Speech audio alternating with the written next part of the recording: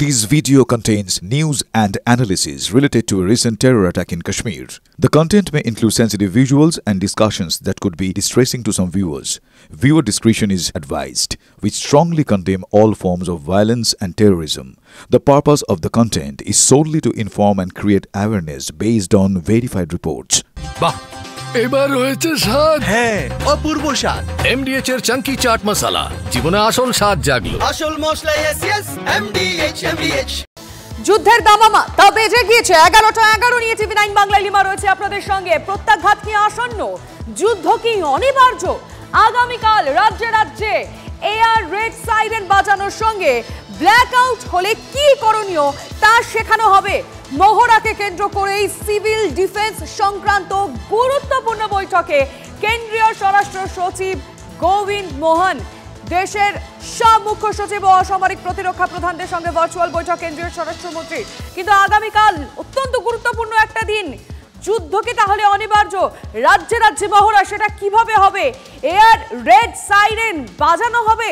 সব ডিটেল জানবো। আমাদের রিপোর্টার শান্ত ভট্টাচার্য রয়েছেন টেলিফোন লাইনে। শান্ত, একদমই দেখো, এই যে মকড্রিল কিন্তু মূলত যুদ্ধ লাগলে অথবা যুদ্ধ অবসম্ভাবী হয়ে পড়লে তবেই কিন্তু এই ধরনের মকড্রিল হয়ে থাকে, যেটা ভারতীয় প্রতিরক্ষা মন্ত্রক সূত্রে খবর 1971 সালে যখন মুক্তিযুদ্ধ হয়েছিল তখন কিন্তু এই ধরনের মকড্রিল হয়েছিল। তাই সেই জায়গা থেকে প্রতিরক্ষা বিশেষজ্ঞরা মনে করছে কোথাও পাকিস্তানের সঙ্গে যুদ্ধ আসন্ন, আর সেই কারণে কিন্তু প্রতিটি রাজ্যকে এই ধরনের মকড্রিল করার নির্দেশ দেওয়া হয়েছে।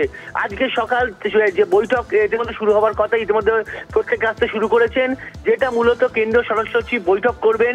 রাজ্যের সমস্ত মুখ্য সচিব, বিভিন্ন রাজ্যের অসামরিক প্রতিরক্ষা দপ্তরের প্রধান সচিব, এনবিআরএফ এর কর্তা, ডিজি সিভিল ডিফেন্স সহ ডিজি দমকল, ডিজি ফায়ার, প্রত্যেকে এই বৈঠকে থাকার কথা। স্বাভাবিকভাবেই কিভাবে এই মকড্রিল চলবে সেটা নিয়েই মূলত এই বৈঠকে নির্দেশ দেবেন কেন্দ্রীয় স্বরাষ্ট্র সচিব। সেই নির্দেশে কি বলা থাকছে, মূলত দুটি বিষয় ইম্পর্টেন্ট। এক, যে এয়ার সাইরেনের যেন বাধ্যতামূলক ঠিকঠাক মতো কাজ করে, কারণ কোনো সময় এয়ার স্ট্রাইক হলে শত্রুপক্ষে যাতে এয়ার সাইরেন বাজিয়ে সতর্ক করা যায়। দুই, ব্ল্যাকআউট অন করে হয় শহরে, যদি মিসাইল অ্যাটাক বা হয় তাহলে পুরো শহর অন্ধকার করে দেওয়া হয়, যাতে কোনোভাবে শত্রুপক্ষ সেই শহর সম্পর্কে না জানতে পারে। 3 নম্বর হচ্ছে নাগরিক এবং পড়ুয়াদের এই মকড্রিল নিয়ে বিশেষভাবে সচেতন করা, কি করে আত্মরক্ষা করা। নজর রাখো শান্ত, ধন্যবাদ। যুদ্ধের প্রস্তুতি, মহড়ার নির্দেশিকা কেন্দ্রের। আগামীকাল রাজ্যে রাজ্যে মহড়ার নির্দেশ এসেছে। পাক সীমান্তবর্তী রাজ্য জম্মু কাশ্মীর, পাঞ্জাব, গুজরাট সহ বিভিন্ন রাজ্যে এই নির্দেশ পৌঁছেছে। স্বরাষ্ট্র মন্ত্রকের নির্দেশিকায় বলা হয়েছে ছাত্র ও নাগরিকদের বাঁচার উপায় শেখাতে হবে। শত্রুপক্ষের আক্রমণ হলে কিভাবে রক্ষা তা শেখাতে হবে তাদেরকে। প্রধানমন্ত্রীর সঙ্গে স্বরাষ্ট্র সচিবের বৈঠকের পর এই সিদ্ধান্ত নেওয়া হয়েছে। স্বরাষ্ট্র মন্ত্রকের নির্দেশিকায় বলা হয়েছে এয়ার রেড সাইরেন বাজানোর সঙ্গে ব্ল্যাকআউট হলে কি করণীয় সেটাও শেখাতে হবে। গুরুত্বপূর্ণ ভবনকে আড়াল করার কৌশল আগেই ভাবতে হবে, সেরে রাখতে হবে জরুরি ভিত্তিতে উদ্ধার কার্যের পরিকল্পনাও।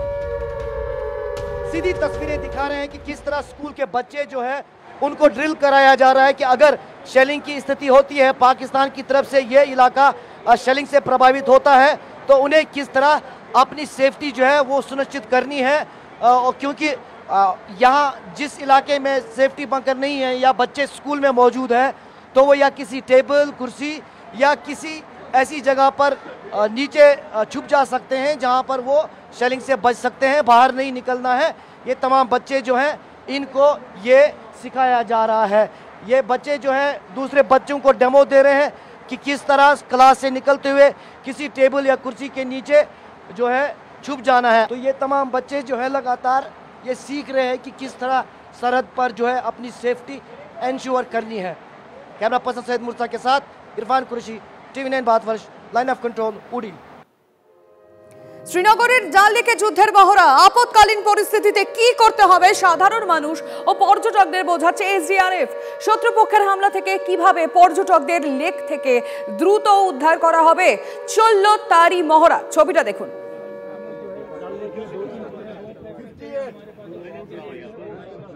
जब बोट कैप्साइज होती है यहाँ पे तो कैसे उसको रेस्क्यू किया जाता है, इसके बगैर हमारा 2-4 इक्विपमेंट है यहाँ पे, जैसे कि रूप गन है, उससे कैसे हम यहाँ पे वाटर में रेस्क्यू करते हैं। ड्रिल यहीं पे होगी, ये स्पॉट हमने इसके लिए ये मुकर्रर की है, यहाँ पे हम ये कर रहे हैं। अभी नोटिस में ऑर्डर आया कि जहाँ पे अक्सर बोट कैप्सिजिंग होती है, हम डल लेक में तैनात है क्योवाटी नेहरू पार्क, तो हमें इस चीज़ की नॉलेज होनी चाहिए। जब बोट पलटता है उसको कैसे सीधे किया जाता है, उसी के बारे में आज ये डिमॉन्स्ट्रेशन थी यहाँ पर। जब भी कहीं पे कोई एडवाइजरी आ जाए किसी भी IMD से या यहाँ पे लोकल जो हमारा मेट डिपार्टमेंट है, तो वहाँ पे जो है उस टाइम जो है अपने आप को थोड़ा बहुत जो है दूर ही रहा जाए, क्योंकि ये शिकारा वाला जो उनसे रिक्वेस्ट करेंगे कि उस टाइम जो है डल में ज़्यादा इधर उधर ना घूमें, क्योंकि जब ये एडवाइजरी टल जाती है उस टाइम। लेकिन हमारी टीम जो है फुली इक्विप्ड है यहाँ पे।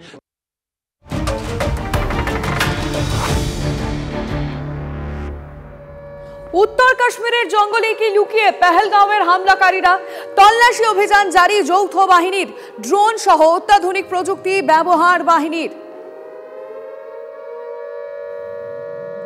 लगातार पहलगाम आतंकी हमले के बाद जहां जम्मू कश्मीर में हाई अलर्ट है और दूसरी तरफ ज्वाइंट फोर्सेस के जवान BSF, CRPF, Jammu Kashmir police, सेना लगातार सतर्क है। जगह जगह पर सुरक्षा को बीफ अप किया गया है। वहीं हाईटेक हथियार लगातार जवानों को थामे गए हैं। वहीं सरहद से लेकर कश्मीर तक तमाम जगहों पर निगरानी है, लेकिन टेक्नोलॉजी का भी सही इस्तेमाल किया जा रहा है, खास तौर पर घने जंगलों के इलाके में। इस समय TV9 भारतवर्ष पर हम आपको सटीक तस्वीरें दिखा रहे हैं कि किस तरह पर्यटन स्थलों के आसपास घने जंगलों में यहां ड्रोन से नजर बनाई जा रही है, क्योंकि ये इलाके घने हैं, हाई टेरन है, ऊंची पहाड़ियां हैं, काफी चुनौतियां हैं। उसके चलते ड्रोन का इस्तेमाल किया जा रहा है ताकि दुश्मन पर, आतंकी पर, संदिग्ध व्यक्ति पर नजर रखी जाए। ये ड्रोन जो आप आसमान में उड़ते हुए दिख रहे हैं, ये सीधे इन जंगलों में जाकर जवानों को नजर बनाने में मदद करता है। यहां से सीधे लाइन ऑफ कंट्रोल का इलाका है और इस तरफ बाईं तरफ गुलमर्ग का पर्यटन का स्थल है, आगे बूटा पथरी का इलाका है, जहां कुछ समय पहले भारतीय सेना पर आतंकियों की तरफ से हमला किया गया था। ये ड्रोन खास तौर पर इन इलाकों में जवानों को यह स्पष्ट करता है कि आखिर आगे क्या मूवमेंट है और किस तरह वो आगे बढ़ सकते हैं। और लगातार इन चुनौती भरे टेरेन्स पर हाईटेक जो गैजेट्स है, खासतौर पर जो ड्रोन्स है, उनकी मदद ली जा सकती है। फिलहाल जम्मू कश्मीर में आतंक पर प्रहार और दूसरी तरफ सुरक्षा चाक चौबंद। कैमरा पर्सन सैयद मुर्तजा के साथ इरफान कुरैशी, TV9 भारतवर्ष, नॉर्थ कश्मीर। রাষ্ট্রপুঞ্জের নিরাপত্তা পরিষদে মুখ পুড়ল, কার্যত মুখই পুড়েছে পাকিস্তানের। মিথ্যে ন্যারেটিভে ভারতের ঘাড়ে দায় চাপানোর কৌশল বুমেরাং হয়েছে।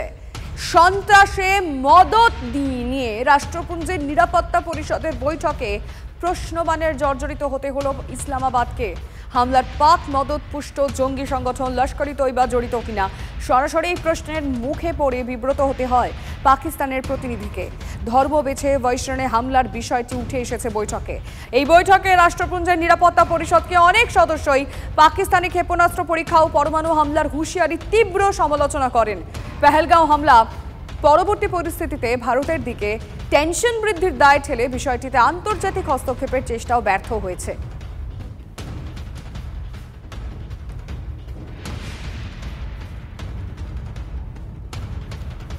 রাষ্ট্রপুঞ্জের নিরাপত্তা পরিষদে মুখ পুড়ল পাকিস্তানের।